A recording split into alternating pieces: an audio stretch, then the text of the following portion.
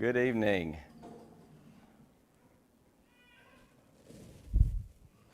We are in Matthew chapter 20.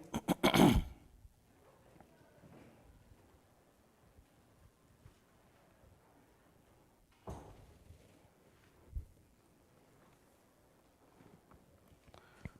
won't say too much about it now because we got a lot we need to cover in Matthew 20, but I had a unique opportunity, we'll call it, to, the first time ever, serve on a jury this week. And that was an experience. I think that I wish our classes, I don't remember ever doing it when I was in school, but I wish they would take classes at some point and have them sit through a court case. And it's a unique look at how our justice system works in this country, which is very unique.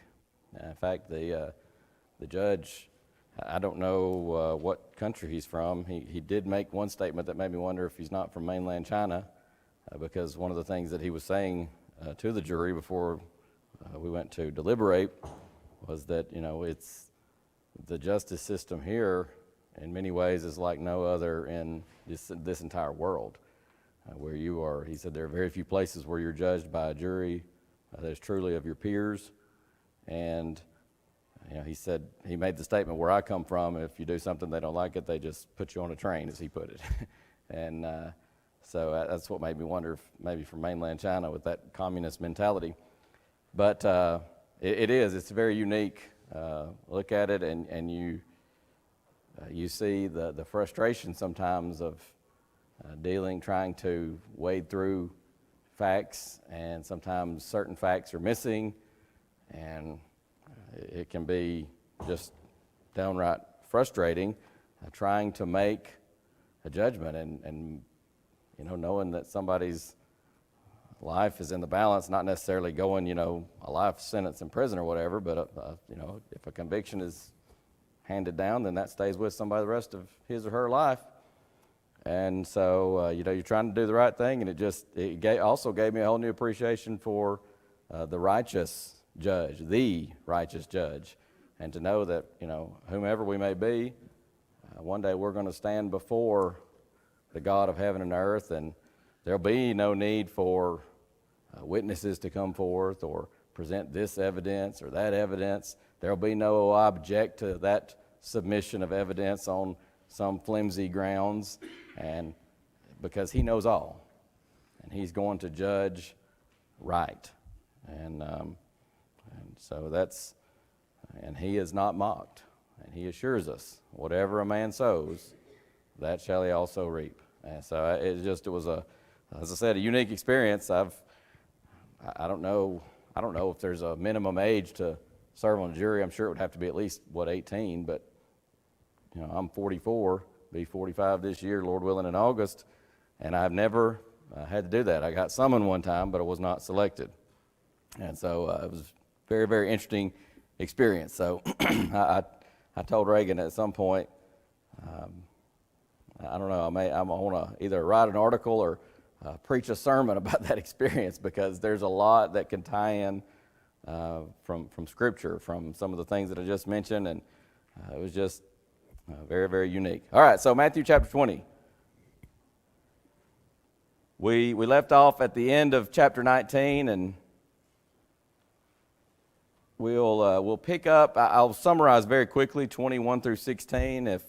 If you're looking for more detail, I'll refer you to the Sunday morning sermon from this past Sunday, because I've been wanting several weeks to get further than I've gotten, and sometimes I get to a certain section. I always study ahead, and I always try to do my notes ahead. I was telling Miss Novella earlier, I always have this paranoia that I'm going to get to the end of my notes and not be at the end of class, and I could, I'm sure I could just wing it if I had to, but you want to have your notes.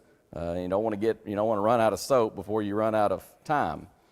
So I always end up working my notes and doing my notes way farther ahead than I'm ever going to get, but I'm so paranoid that that's going to be the one class that I'm going to run out of notes. So I always work ahead, and so like for several weeks, I've had Matthew 20 ready, the first 16 verses, this parable of the workers in the vineyard, and I was excited about that because there's just a lot of good material in that, and then, didn't get to it that one week, and so studied over those notes the next week, and then I didn't get to it that week, and I studied over those notes, and I'm like, I'm just going to preach it. So that also gets us ahead a little bit, not ahead, but it helps us to catch up a little bit more. So these first 16 verses are, as I said, we often call it the parable of the workers in the vineyard. Let me say this before I forget. Somebody had asked last week, I think it was Sister Tammy that asked about, we kind of just blew right by verse 24 of chapter 19, where Jesus says it's easier for a camel to go through the eye of a needle than for a rich man to enter into the kingdom of God. And sometimes people ask, a question about that, and they say, people have these, I've heard people say it before, maybe you have too, that there's a place in Palestine where, it's a very tight squeeze for a camel to get through. And I've even heard some people say that the only way, I think I've heard somebody say that it was a tight squeeze for a person, and the only way to get through that was to get down on your knees, and the idea of humility. And so I've heard different things like that, sometimes talking about a camel, and people called that spot the eye of the needle. And then sometimes I've heard other preachers say, no, that's not really a thing. Somebody just came up with that or whatever. And so, she had asked about that and said, I was hoping you'd comment on that. And so I said, well, I need to do some research on that. And she did my work for me. So she texted me, what was that, a couple of days ago, I think, and found an article on Christian Courier. And so I didn't bring that with me, but you can actually I found the exact article you were looking at. You can just go to Christian Courier and type in camel, and it'll be the first article that pops up. But Brother Jackson shows there, Wayne Jackson shows there that there's just no archaeological evidence that eye of the needle place exists. Some people have talked about this being the idea of, in fact, there's a guy that Vern that I always enjoyed having as a tour guide at the Biblical History Center. He would sometimes say it may be a mistranslation, the word Gomel, and say maybe somebody had kind of transliterated that accidentally to English, camel, Gomel in Aramaic being this, talking about like an anchor that they would use in trying to get the rope through that little small hole. And Brother Jackson even mentions that and says no evidence that that's what he's talking about either. What he's talking about here, he's using hyperbole, but he's trying to show something that would be impossible. And any of those three scenarios, it is possible, just very difficult. And what Jesus is saying here is impossible is not that it's impossible for a rich man to go to heaven or for a rich person to go to heaven, but that it's impossible for one who trusts in riches to go to heaven. And so he has, it's one of those short articles on Christian Courier where he'll sometimes say, so in Matthew, he kind of always ends the article with something like, so in Matthew 19:24, right in your margin, it is impossible for those who trust in riches to go to heaven. And Brother Jackson has a book called Notes from the Margin of My Bible, and it just recently came back into print, by the way. So you can contact Christian Courier or Fortify Your Faith, where Jason and Jared Jackson continue Wayne's good work. And you can get that. I actually got me a copy not long after it came back into print, and that's an excellent work as well. And he has several little articles like that where he just mentions something. Here's something he's just written in the margin of his Bible. So I did want to mention that before I forgot. So these first 16 verses deal with this parable. And again, I'm going to kind of summarize it pretty quickly because, as I said, we covered this pretty thoroughly in the sermon Sunday morning. He's speaking to the apostles. Don't lose sight of the context. He's just talked about the difficulty of a rich person going to heaven, and he talked about that in the context of the rich young ruler walking away, choosing earthly treasure over heavenly treasure. Peter then boasts how the apostles had forsaken all and followed Jesus. What reward are they going to have? And, it may very well be that Peter kind of said this in a boastful way. I don't know that there's anything there inherently that would make us say, oh, yeah, he's really boasting. But it may have been some pride in that, and boy, we must really have some kind of great reward. It's not wrong to think about the reward. We've already pointed that out. But he may have needed his attitude corrected a little bit, and it would seem that it was at least somewhat the case, probably for all the apostles, by the way. It would seem that that is at least somewhat the case just based on the fact that Jesus, on the heels of that, gives this parable. So it's a special warning to the 12, and it's also a warning to all of us. And we mentioned that the key to interpreting the parable is the last verse of chapter 19 and also verse 16 of chapter 20, about the last being first and the first last. The last in the eyes of men may very well be first in the eyes of God. And first in the eyes of men may very well be last in the eyes of God. And I even gave the illustration in that sermon of, the widow. She might be viewed as lowly. Oh, what can she do for God? But Jesus says when she cast in those 2 mites, she gave more than anybody else. So that's an example of the last being first. You take somebody like Judas. Oh, surely he is going to be one of the greatest in the kingdom. And yet Judas had a heart problem. And he ends up, in that sense, being, we might say, last. You take a persecutor like Paul. He becomes a Christian. He obeys the gospel, and he does great things for the Lord. Might have been the last person anybody would have expected. He might have been one that maybe it comes up at times and somebody says, don't waste your time with that one. All he wants to do is kill Christians. He's not going to listen for a second. And yet look at what he did and what he became and all that he accomplished for the Lord. So the last sometimes are first, and the first sometimes are last. The householder, of course, represents God here. The marketplace is the world. It's where he goes to call men into the vineyard to work.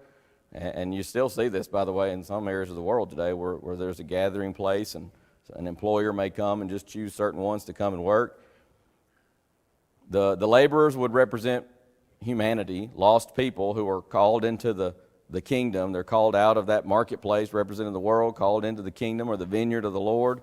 The vineyard, of course, represents the kingdom of heaven, the church. The hire or the reward given at the end of the day represents eternal life. This was given at the end of the day's work. Remember, Jesus said, night cometh when no man can work, representing life there. The householder goes out at several times during the day. This represents, it would tell us that there's a constant need for laborers.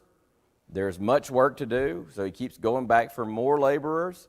Again, that was common in that time. Palestine, the Palestinian area produces some of the best grapes in the world. And when vintage season arrives, you need a lot more help, labor. So he goes constantly throughout the day to get workers. Even at the 11th hour, there's just an hour left in the working day at that point. And so those who are standing around and doing nothing, as we see in verse 6, we pointed out in the sermon, it's true that this is not laziness. They just simply had not been hired. These are not guys that are going, well, I'm going to wait till the 11th hour. I'm just waiting to the last hour. They don't know what the master's going to pay. They want to work, but they say, no man has hired us. And so when they were hired, they went and worked, and they gave it their all. Verses 10 through 13, the owner is just in paying only the 1 penny or a denarius, as some translations have it. It's the common wage for a day's work. That's what he had agreed to pay the original workers, right?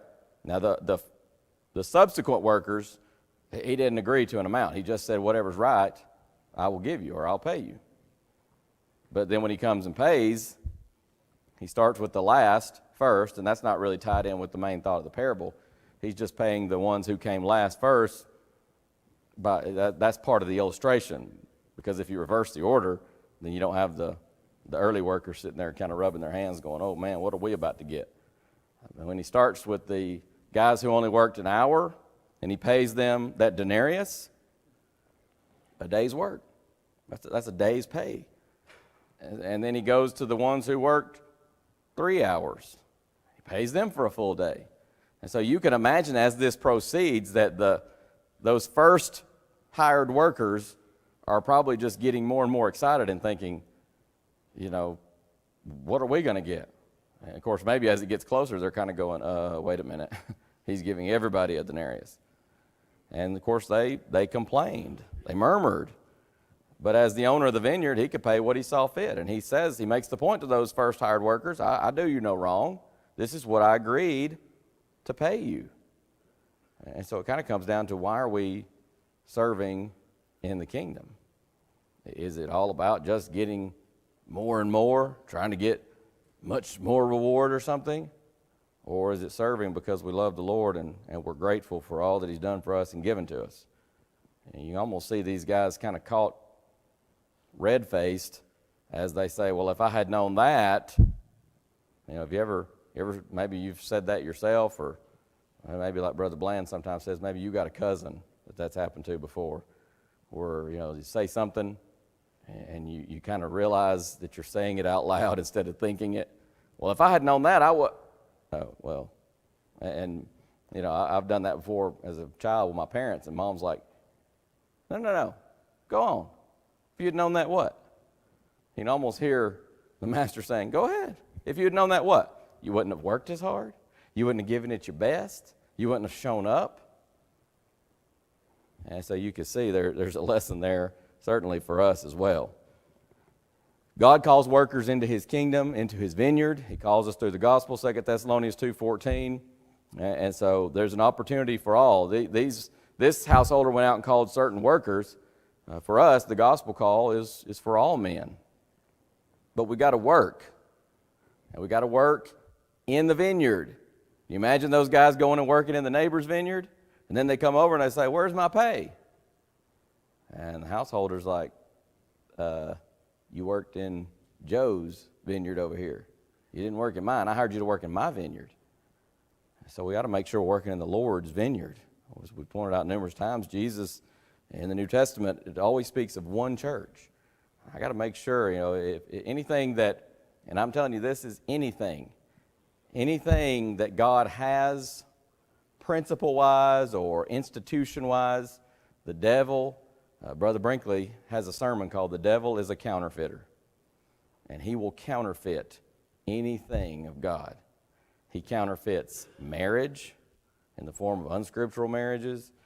Sometimes it's just living together outside of marriage as if it were a marriage. He counterfeits it with so-called homosexual marriage.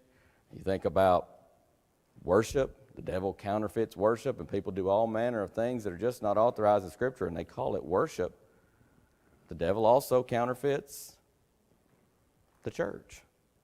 And so I got to make sure I'm laboring in the Lord's vineyard. And I got to make sure I'm laboring. You imagine if the guys were sitting around all day just drinking their sweet tea. I don't know if they drink sweet tea over there in that time. I doubt that they did, but you get the idea. They're just sitting around doing nothing, and then the end of the day comes, and where's my pay? I mean, we understand that even from, modern day illustrations.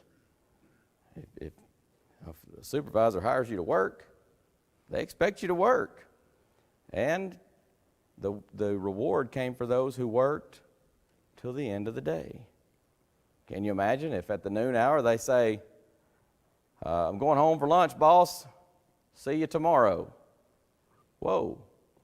I hired you to work for a day. Well, I'm tired. I got things to do. Well, what's going to happen? My buddy Don was telling me one time they had a worker when he was not long after he had taken over as director of GBN, and this fellow was doing some freelancing work on the side, video editing and such, and he was working part-time with GBN, doing some freelance work other places, and it was getting harder and harder to get work from him at the network.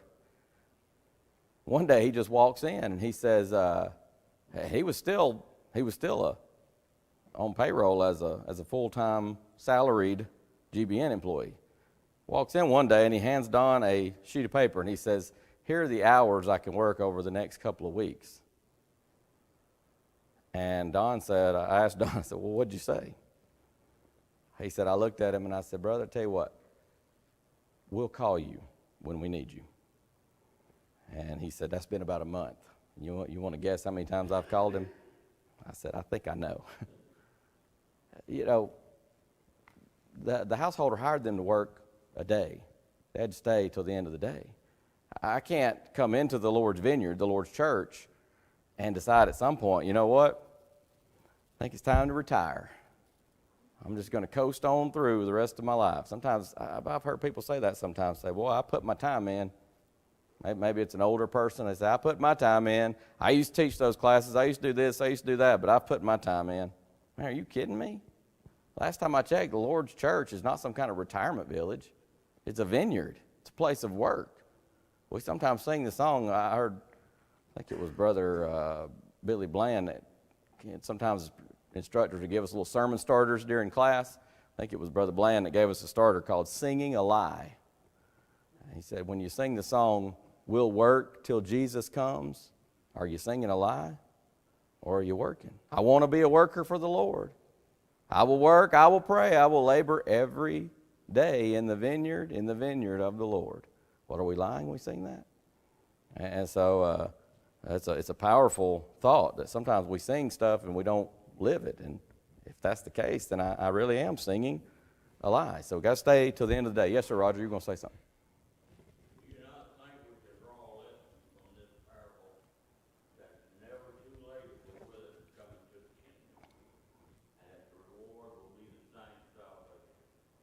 I think so. There is a lesson there that when we, and that was kind of my sort of closing thought with that sermon Sunday morning was, the gospel call is for all.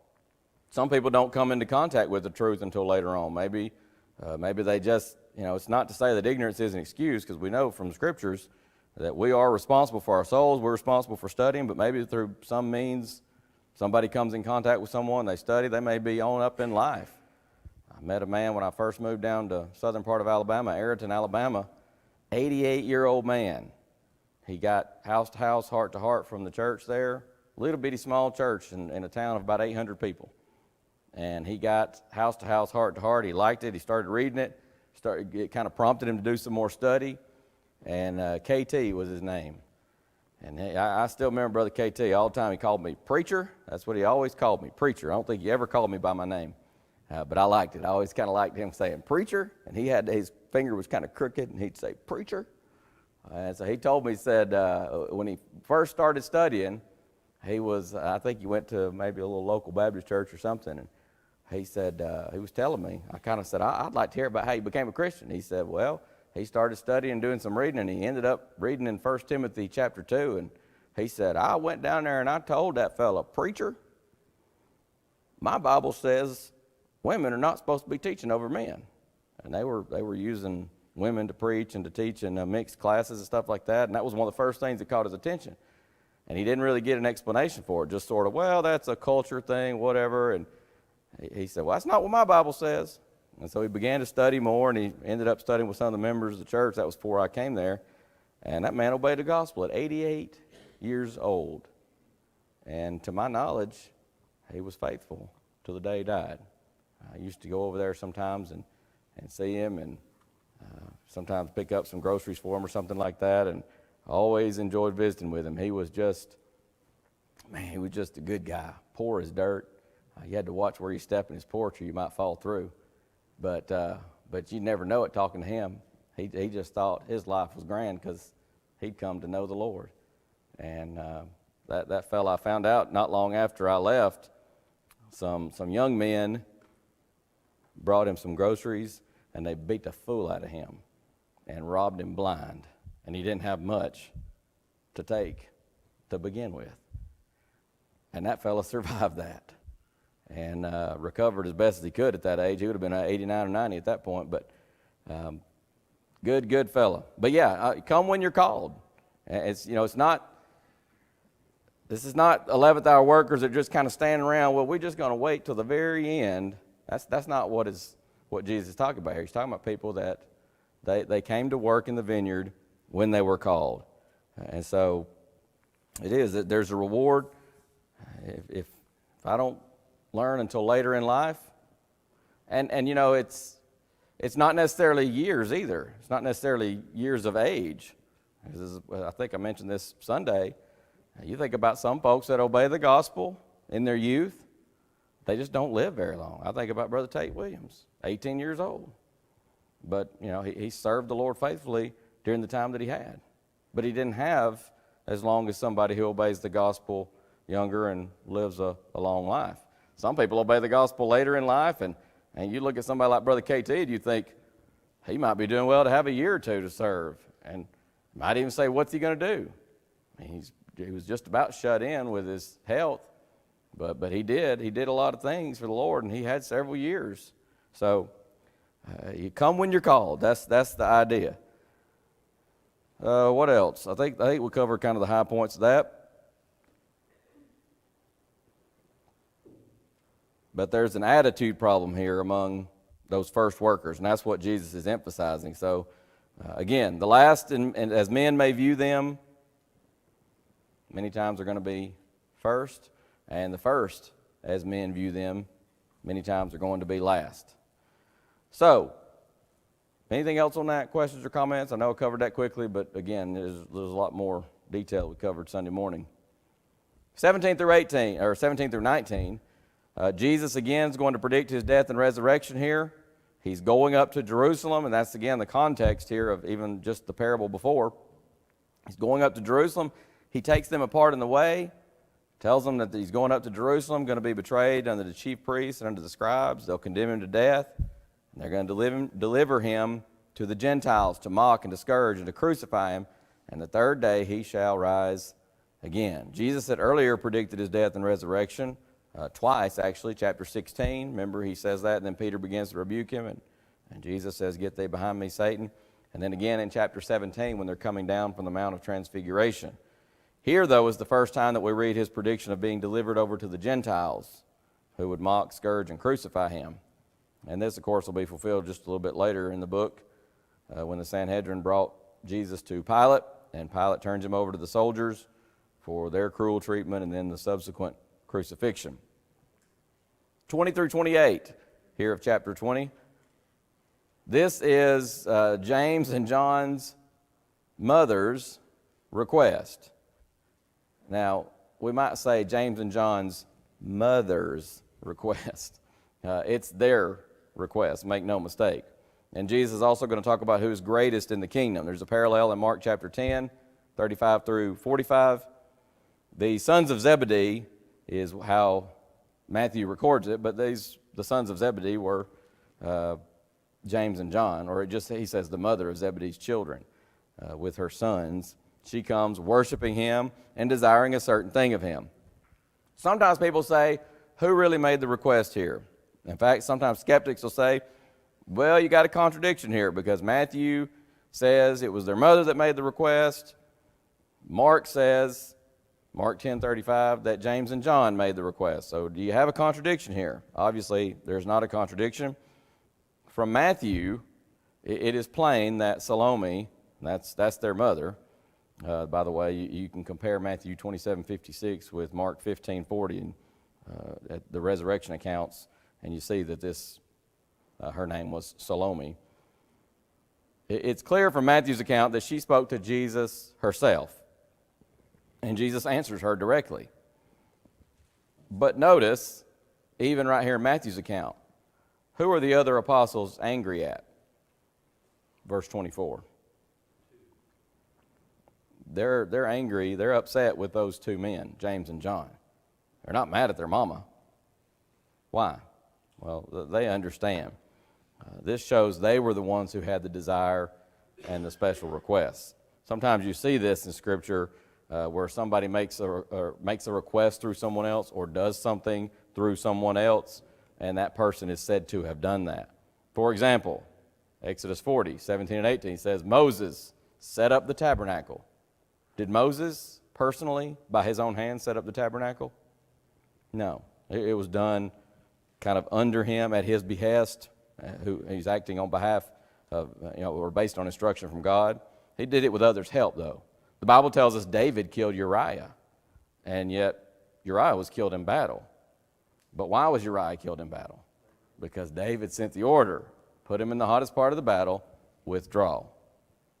We sometimes even use such terminology today. You killed that man just as surely as if you had put the gun to him and killed him yourself. Well, just as sure as if David had shot the arrow himself, he killed Uriah, even though the Ammonites technically did it. You get the idea. Matthew 20, verse 20 says she is desiring a certain thing of him. Now again, James and John, they're desiring a certain thing Mark's account, Mark 10:35, they desire for Jesus, they ask Jesus to do whatsoever we shall desire. That's a bold request, isn't it? And the specific request, of course, is for James and John to sit on Jesus' right hand and on his left in the kingdom. They're asking for the highest positions of honor, highest positions of authority, positions that would be seen by all, respected by all. And you know, we sometimes sit here, and again, we have the benefit, the advantage of hindsight, and you sometimes just want to go like, oh, come on, did Jesus not just cover this in the previous parable, at least to some extent, about the last first and the first last? The request shows that they don't yet understand that the kingdom is a spiritual kingdom, not an earthly kingdom. That's still a problem to this day, is it not? They're not quite getting it. Jesus is going to say very clearly in John 18:36, my kingdom is not of this earth. Had Jesus not just taught the apostles back in chapter 18, verses 1 through 4, that greatness in the kingdom is through humility? He did. Boy, we shake our heads and say, man, those guys, were they not listening?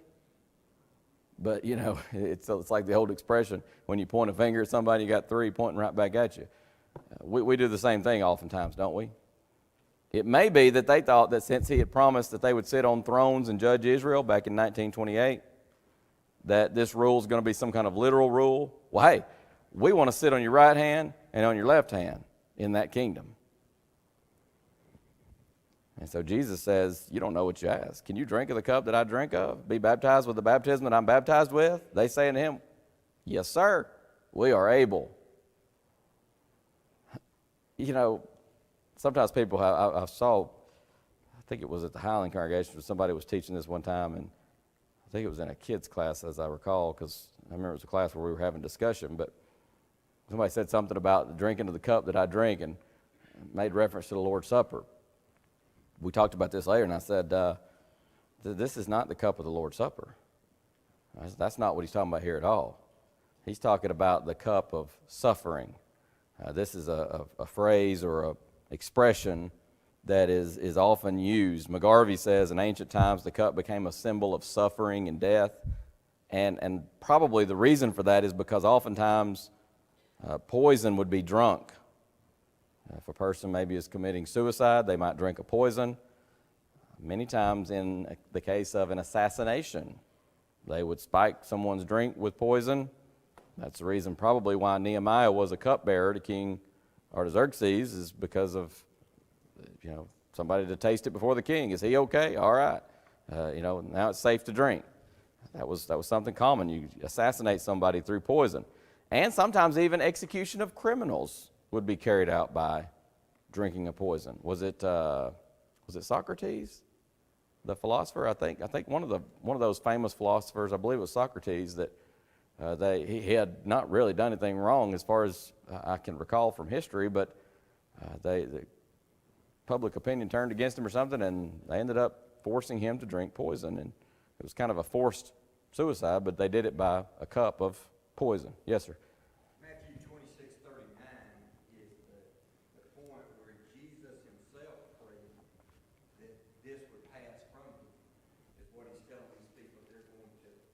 Absolutely. That's the prayer of Jesus in the garden. Father, let this cup pass from me.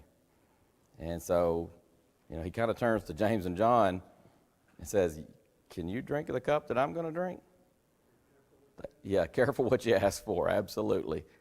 And he says to be baptized with the baptism that I'm baptized with. Sometimes people read this and they talk about Holy Spirit baptism or something like that.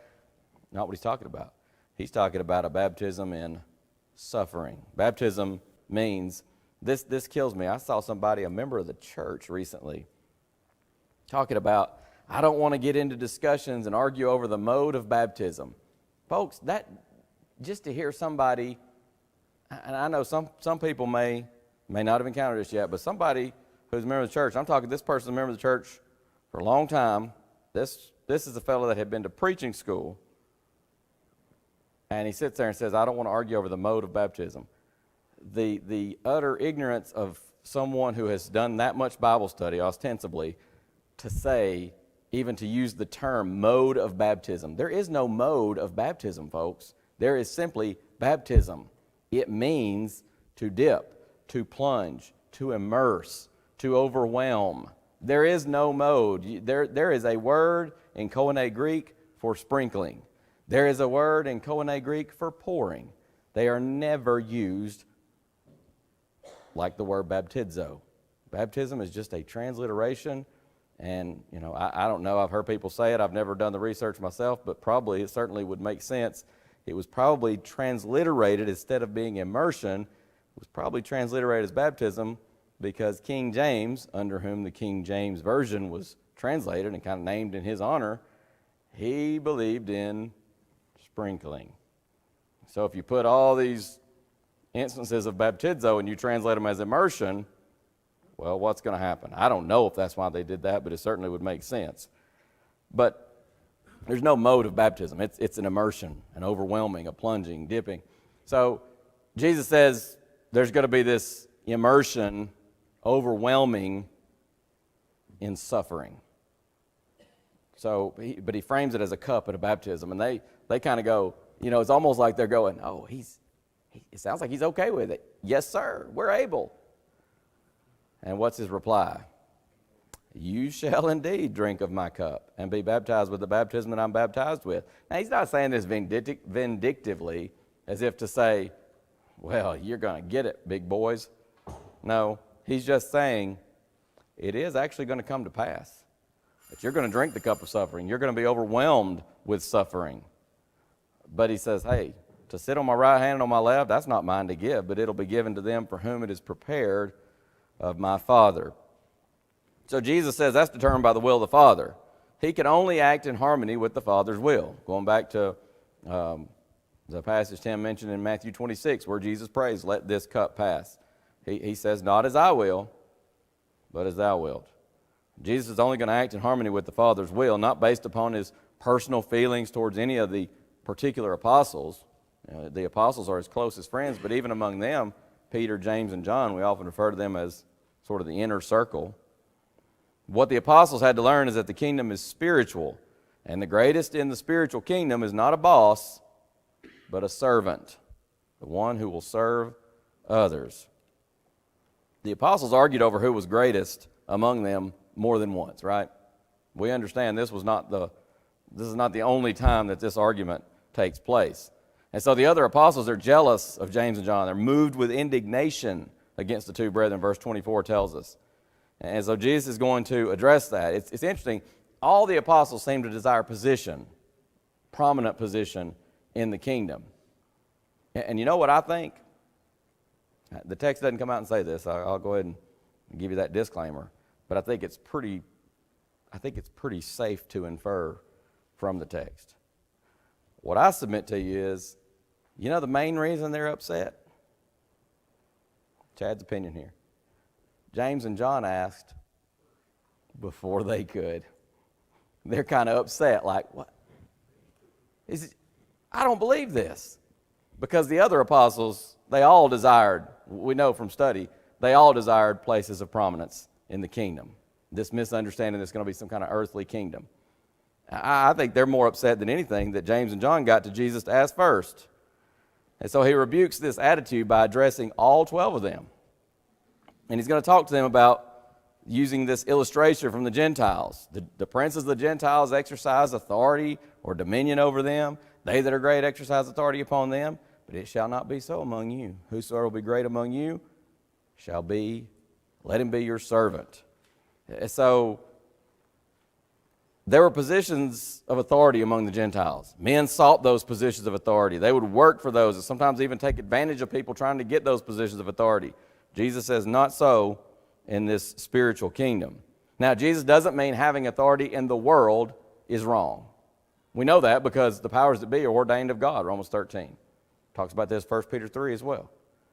Jesus, God, Jehovah, ordains government and their rulers. So he's not saying any kind of authority in the world is wrong. He's not saying having authority in religious matters is wrong. Because God has ordained shepherds, elders, to be in authority in local congregations. Jesus was a servant, but he has all authority, Matthew 28:20. So he's not saying no authority. Having authority and serving others are not necessarily contradictory. In fact, true authority, true leadership means serving others. But, I thought I'd lost a page of notes there. But what is he saying here? And I was going to mention also, it also does not mean that the apostles would not have authority in the kingdom, because they did have authority. And Paul even will talk about that numerous times, about his authority as an apostle of Jesus Christ. The word for authority there in Matthew 20:25 is exousia.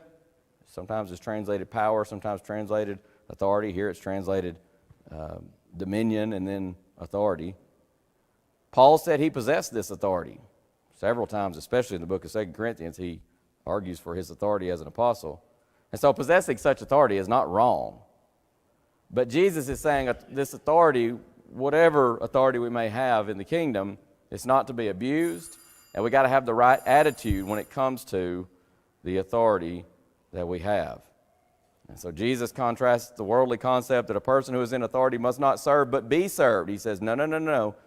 In my kingdom, Jesus says, the greatest ones are those who serve others. Do you see how much depends on our attitude, our humility in serving Jesus? The church needs servants, folks, not bosses wanting everything done according to their desires. And that's why Paul says, Philippians 2:4, look not every man on his own things, but every man also on the things of others. And so Jesus says, whoever will be chief among you, let him be your servant, even as the Son of Man came not to be ministered unto, not to be served, but to serve, to minister, and to give his life a ransom for many. What great humility, love, and power in the blood of Jesus Christ. Let's stop there, and Lord willing, we'll pick up with verse 29 and finish out chapter 20 and going into chapter 21 next week. Thank you for the good comments.